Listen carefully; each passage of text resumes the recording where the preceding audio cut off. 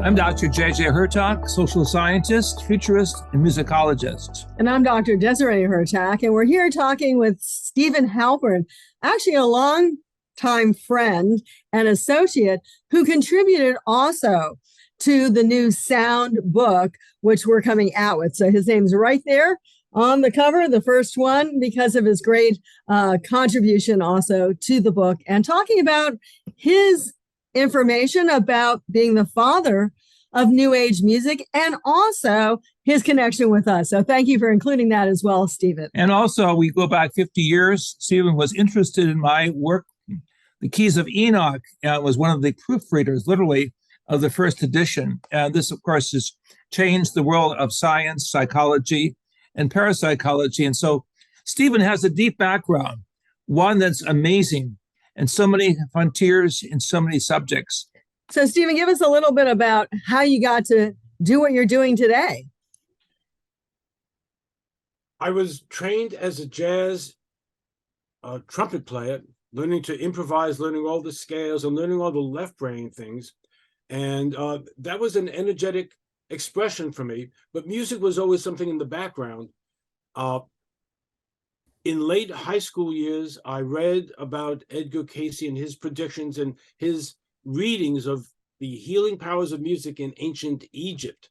And I remember little lights went off in my head and said, that's a gig I would like to have had, be a healing priest in ancient Egypt. And my mind was always then attracted to anything where I'd be hearing about the ancient use of sound in yoga, in India, in China. And I started praying to hear what music would be like, what healing music would sound like in the 20th century, because all these other examples were thousands of years old. That was what set me up for it. As things evolved in my life, I was in California on a 2-week visit, visited a sacred redwood grove, and had a spontaneous deep meditation in which I started hearing the music that I had been praying to hear. But more than that, since usually when I would meditate, I don't hear any voices. In this case, I heard a voice saying, after I'm hearing this beautiful celestial music that sounds just so wonderful, and I'm in a very blissful state, says, this is the music that you've been praying to hear. Your job is to take this out and share it with the world. Now, this is middle of November, 1969. How do I do that? I'm a trumpet player. I don't even have access. I don't own a keyboard. Well, within a month, I meet Dr. Stanley Krippner and Dr. John Lilly, who listen to the music and say, yes, we see that people are subjectively relaxing to this, but if you want to be taken seriously, you need to do biofeedback research to prove that the effect on brainwaves or the effect on the biomagnetic, electromagnetic field is different than with ordinary music, particularly classical music in 1969, 1970.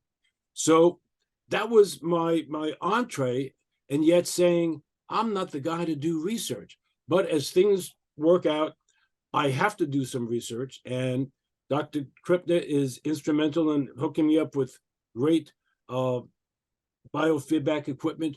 What we find in the research is phenomenal, a radical difference between the electromagnetic effects of my music and the healing effects compared to classical music. And in that research program, we had 2 individuals. We're taking Kirlian photographs of their fingertips, and we also worked with leaves. So we had Kirlian photographs of leaves. 2 of the college males that we had in there had an aura around their fingertip, which is what we would photograph, that was like 10 times bigger than anyone else. And we said, who are you guys and how does that happen? They in turn introduced me to the work of Dr. Hurtak, who they said, he's coming up here to lecture next month. I was in the room and we immediately connected. I became one of the first students. And the very first time I played what became my most famous New Age recording, because it didn't have a regular melody, it didn't have regular chords. The intention was about evoking a healing response in the human biofield, was performed in the small meditation group that grew up around Dr. Hurtak. So that was the very first time I played it, and people said, we'd like to have a version of that we could play at home. And there was no way to record new music if you're an independent artist in 1973. So that had to wait for a couple of years until the first pressing plant opened up in the San Francisco Bay Area. As soon as I found out about it, I made the appointment. I was the first client of this first recording studio and recorded my first album. And the stores had no place to put albums that didn't have words, that didn't sound like country music or classical music.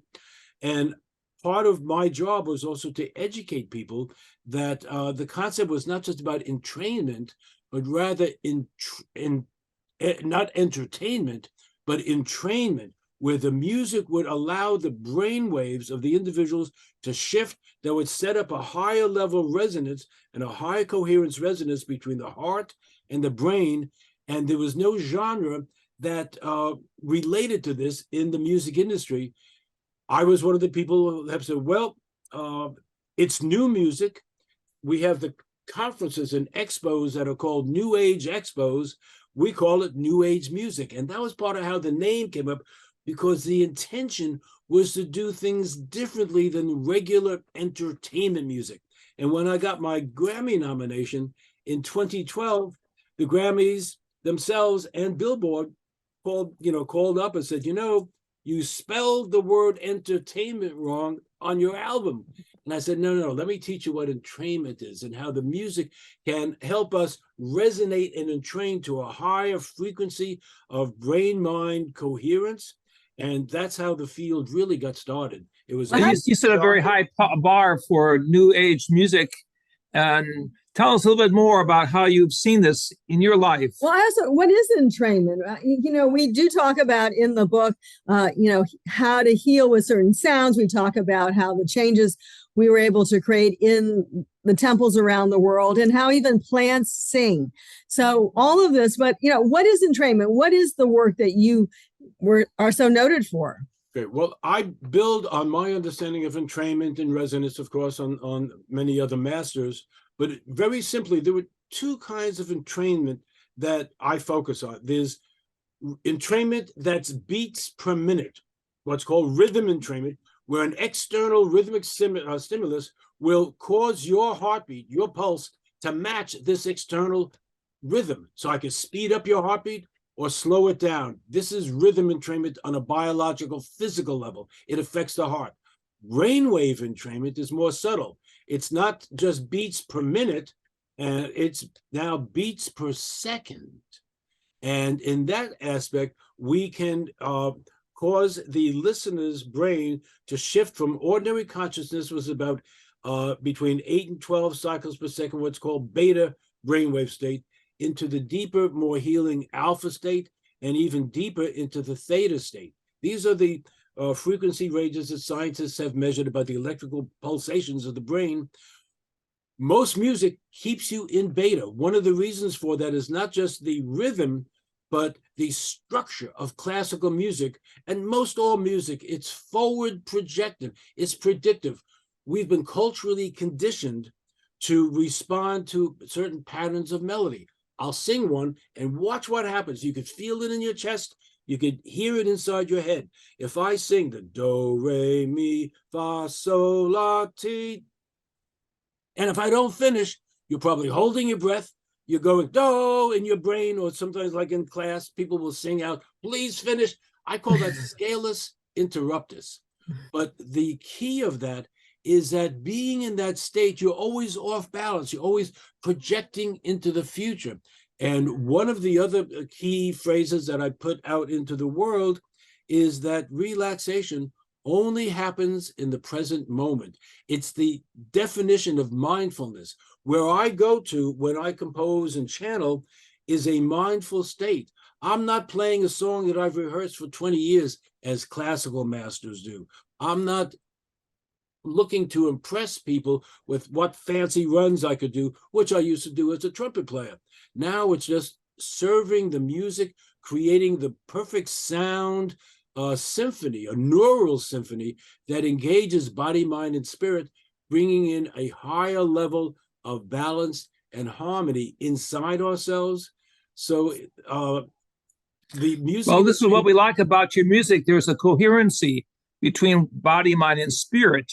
Not only did you begin with the great masters up in Northern California in biofeedback studies, but then you were able to connect with us and some of our mutual friends at Stanford Research Institute who went really to the highest level of mind and consciousness development.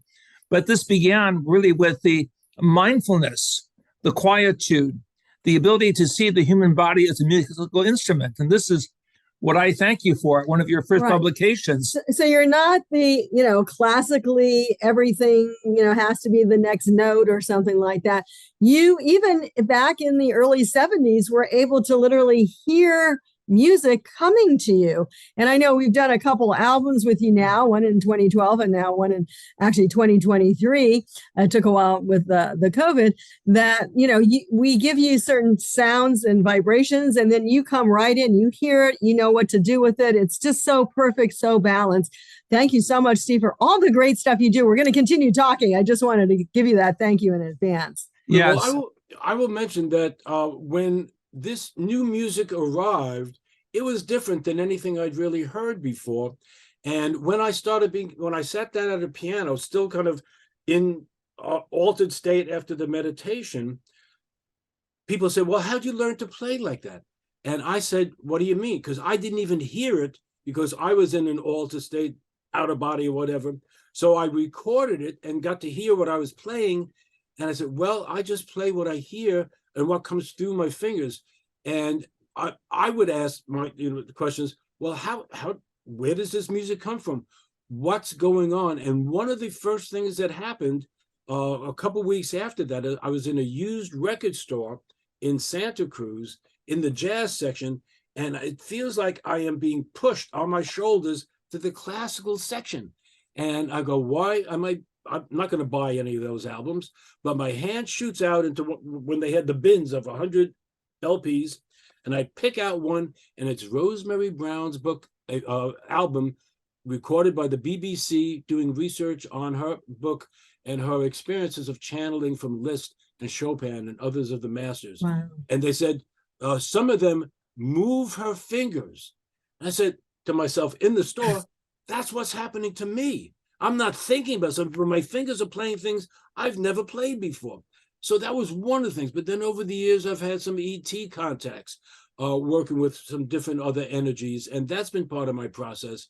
So I look at it as I've always had a band of co-creators and co-composers that I work with, but I've always been drawn to only particular sounds. The same keyboard playing one sound is a very different experience than another keyboard that kind of gets close.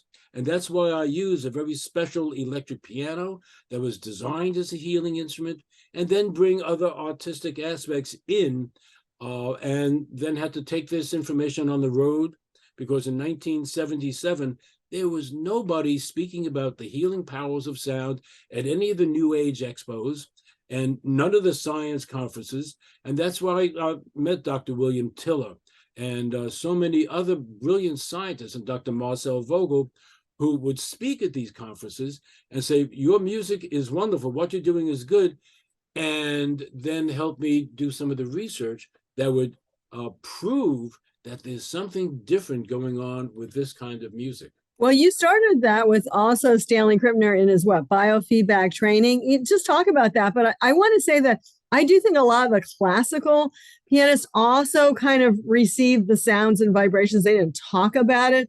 And I also feel that you've even gone beyond ET and what we call ultra-terrestrial, higher levels of intelligence and frequencies that are working with you. And you also go with the flow of what's needed for, manifesting music to the whole universe. As a matter of fact, Steven Spielberg in his famous movie, Close Encounters of the Third Kind, ends with the quavers and semi-quavers of computers playing this music. But your music is from the heart, and this is why we collaborated in Sacred Name, Sacred Heart. Let's say from the heart and the soul and even the spirit. Yeah, I'll show you. Right. Sacred Name, Sacred Codes is one of the ones that we've done with Steve. That deals with the mantric pulses that are there on each of the 7 levels of what is called in the East, the chakras, or the wheels within our body, or the Western, Near Eastern tradition called the seals, the energy points that allow us to awaken in musical coordination. Well, your music is a type of symphonic synergy, bringing music on all levels, but peacefully and correctly balancing this with coherence. Well, that's why you called something chakra suite, right? Because you were opening all the chakras on that album. Exactly, and tuning them. But I couldn't call it this. Stores would not take an album with the name Chakra in 1975. They said, chocolate? What flavor? No. So until chakras entered the mainstream, I called it Spectrum Suite because I was working with the electromagnetic spectrum of colors and sounds relating to each other's and the chakras.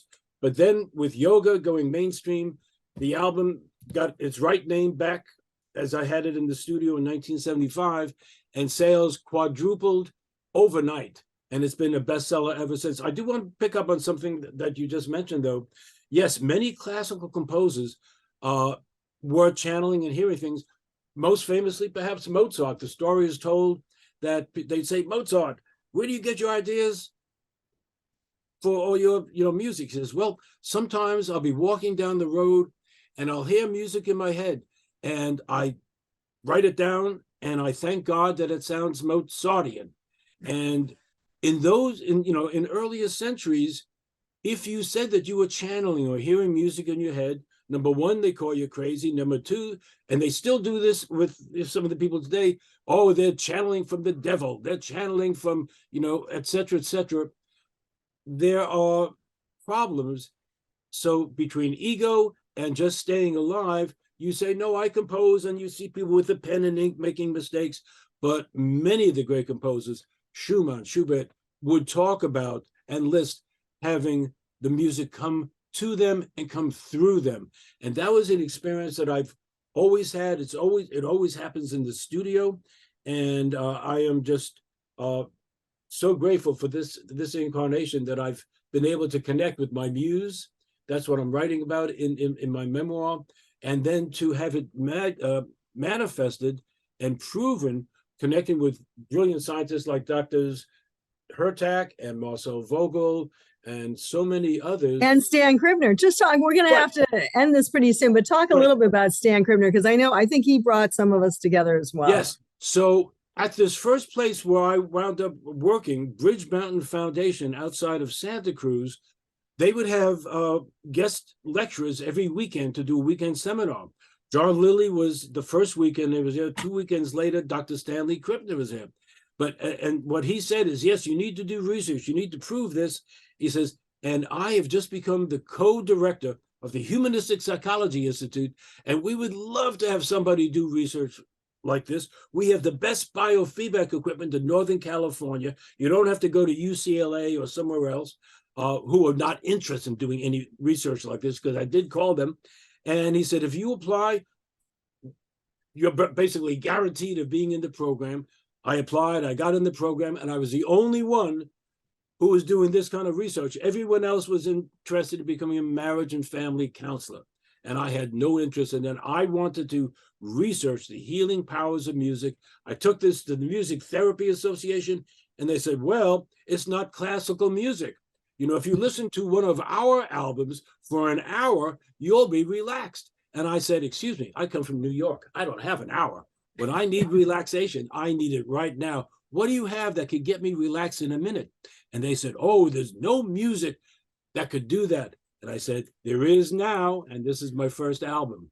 And that was part of creating a whole new field of music. A joyous beginning. And Steven, we want to thank you for this contribution you made in this book, a very powerful book of the key individuals in music and in sacred experiences that we've connected with throughout the world in the last 50 years, from people such as Leonard Bernstein to all of the top musicians. Carlos Santana also acknowledges the importance of music as a preparation, I believe, for the next chapter of life in the universe. We need to come together, heart, mind, and spirit. Right. Carlos has been one of the most public people to come out in the rock world and in the mainstream media. I don't know how much of a response he's gotten to that, but he put it in his book. He said, I'm channeling out. I speak with Metatron every day and these things. Wow. He said that in print. So, well, he also included our names in his book, yes. thank goodness, because he's a friend of ours. And he really does want to change the planet with the universal tone and positive messages, grace and gratitude.